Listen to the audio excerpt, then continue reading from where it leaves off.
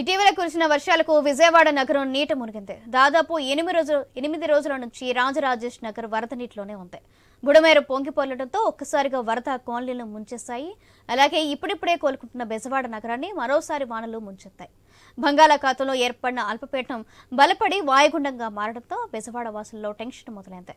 విజయవాడలో మళ్లీ వర్షాలకు వరద నీరు ఇళ్లలోకి ప్రవహిస్తూ ఉండటంతో కాలనీ వాసులు తీవ్ర ఇబ్బందులు పడుతున్నారు. దీనిపై మరింత సమాచారం మా ప్రతినిధి నాగేశ్వరరావు అందిస్తారు. గత 8 రోజుల నుంచి భారీ వర్షాలు వరదలతో మొత్తంగా అతలాకుతలంగా విజయవాడ అయిన పరిస్థితి అయితే ఉంది. విజయవాడ ప్రస్తుతం రాజరాజేష్ నగర్లో ఉన్నాం. రాజరాజేష్ నగర్ దగ్గర ఇంకా గత 8 రోజుల నుంచి వరదలు ఏదైతే బుడమేరు వాగుకి గండి పడటంతో ఈ యొక్క ప్రాంతాలన్నీ కూడా జలమైన పరిస్థితి. ఇప్పటికీ ఇంకా ఈ జలం ఏదైతే ఈ నీటిలోనే ఈ ప్రాంతాలన్నీ కూడా ఉన్నాయి. సింగ్ నగరు, అలాగే రాజరాజ్ నగరు, అలాగే వైఎస్ఆర్ నగర్లతో పాటు ఇంకా కొన్ని కాలనీలు కూడా జలమయమయ్యే ఉన్న పరిస్థితి అయితే ఉంది. మొత్తంగా చూసుకుంటే ఇప్పుడు మనం చూస్తున్నాం ఇక్కడ వీరు కొందరు అటువైపు నుంచి ఏదైతే రాజరాజేష్ నగరు స్టార్టింగ్లో ఉన్న ప్రాంతం నుంచి వీళ్ళు వేరే ప్రాంతానికి కూడా వెళ్తున్నట్లుగా మనకి తెలుస్తుంది. అయితే ప్రస్తుతానికి ఈరోజు ఏదైతే ప్రకాశం బ్యారేజీ దగ్గర ఇంట్లో 5 లక్షల క్యూసెక్లు నడుస్తుంటే, అలాగే అవుట్లో ఏదైతే సముద్రంలోనికి కూడా అదే 5 లక్షలని కంటిన్యూగా వదిలేసిన పరిస్థితి అయితే ఉంది. దీనికి సంబంధించి పైన ఎగువ ప్రాంతంలో ఏదైతే వర్షాలు భారీగా కురుస్తున్నాయో, అలాగే వాయుగుండం పడటంతో కూడా వర్షాలు తీవ్ర ప్రభావంగా ఉన్న పరిస్థితి. బుడమేరు వాకి 3 గండిలను కూడా నిన్న పూర్తి చేసిన పరిస్థితి. దానికి సంబంధించి పూడ్చినప్పటికీ కూడా ఇంకా కొన్ని ప్రాంతాలు జలమయమయ్యే జల దిగ్బంధంలోనే ఉన్న పరిస్థితి అయితే ఉంది. ఇక్కడ మనం చూస్తున్నాం ఎక్కడి నుంచి ఇక్కడ మనతో ఇంకా కొంత బాధితులు ఉన్నారు. వాళ్ళని అడిగి తెలుసుకుందాం. అమ్మ, ఏది మీ ఏరియా ఏంటి? ఏ ఊరు? మీ పేరేంటి? ఊరేనండి రాజరాజపేట.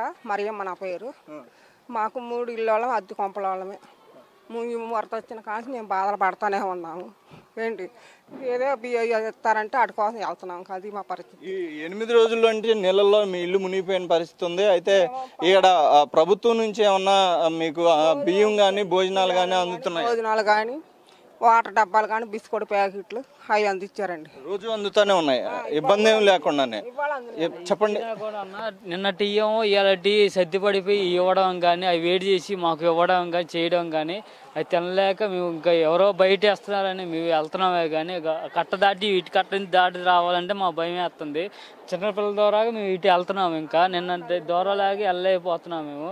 ఏంటంటే వేడి చేసి నిన్నటి ఇవాళ వేడి చేసి వేస్తున్నారు. రేపు ఏంటంటే మనుషులు తినేది కదా, కాబట్టి జంతువులు తినేది కాదు కన్నా. ఏదైనా మేము కట్ట దాటి ఇటు నుంచి ఇటు వస్తున్నాం. ఏదైనా సరే కానీ అసలు ఏంటని కూడా హెలికాప్టర్లో తీసుకొచ్చి వేస్తున్నారే కానీ దేనికి ఉపయోగం లేదు. ఇట్లా మొత్తం పగిలిపోతున్నాయి. వేసారు మొన్నటి దాకా, అసలు ఏం ఉపయోగపడడం లేదు అసలు. అయితే కొందరు స్వయంగా వారికి ఎవరి కాళ్ళే కూడా స్వయంగా వచ్చి భోజనాలు అవి కూడా ఇస్తున్న పరిస్థితి ఉంది. అంటే ఏంటంటే అవన్నీ నిన్నటి వండినేమో ఇలా వేడి చేసి మాకు తెచ్చి ఇవ్వడము, ప్యాకెట్ బస్తాలు ఇస్తున్నారేమో కానీ అంతకుమించి ఏం లేదు. కానీ పిల్లలు ప్రభుత్వం సంగతి కాదు, కొందరు సంస్థలకు సంబంధించి కానీ కొందరు వచ్చి భోజనాలు ఇస్తున్న పరిస్థితి ఉంది కదా, వాళ్ళకి అందట్లేదా? అవి అందుతున్నాయి కానీ కొంచెం బాగుంటున్నాయి, కొంచెం బాగోట్లేదు. ఏంటంటే ప్రభుత్వం ద్వారా ఏంటంటే అసలు ఏమి లేదన్న. అసలు ఏంటంటే నిన్నటి నుంచి దూరాగా ఇచ్చేంటి ఇలా ఉన్నాము.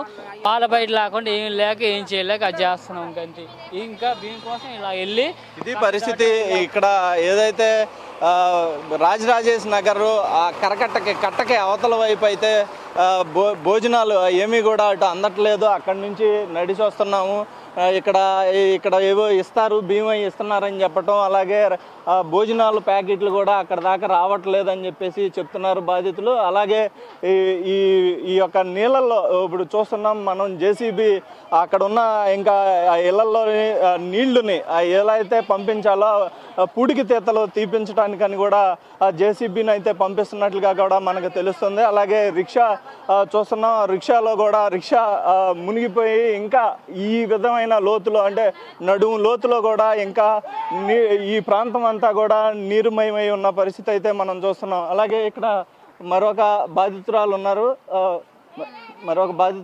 ఆమెను అడిగి కూడా మనం తెలుసుకుందాం. అమ్మ, చెప్పండి, ఇక్కడ అన్ని సౌకర్యాలు అంటే మీకు అన్ని అందిస్తున్నారా, అందుతున్నాయా? ప్రభుత్వం అయితేనండి చాలా వరకు చాలా బాగా చేస్తున్నారు. కాకపోతే అనుకోకుండా వచ్చిన దానికి ఎవరు ఏం చేయలేకపోతున్నారండి. ప్రభుత్వం అయితే ఆహారం ఇస్తుంది, నీళ్లు ఇస్తుంది, బియ్యం ఇస్తుంది, ప్రతిదీ చేస్తుంది. అందరు ప్రభుత్వం అంతా దిగి మరీ చేస్తున్నారండి. కానీ అనుకోకుండా వచ్చిన దానికి ఇది ఎవరు ఏం చేయలేకపోతున్నారు అంతే. ఇది పరిస్థితి. కొందరైతే ఏమి అంటే రాజరాజేష్ నగర్కి సంబంధించి ఇక్కడ రాజరాజేశ్పేటకి సంబంధించి కొంత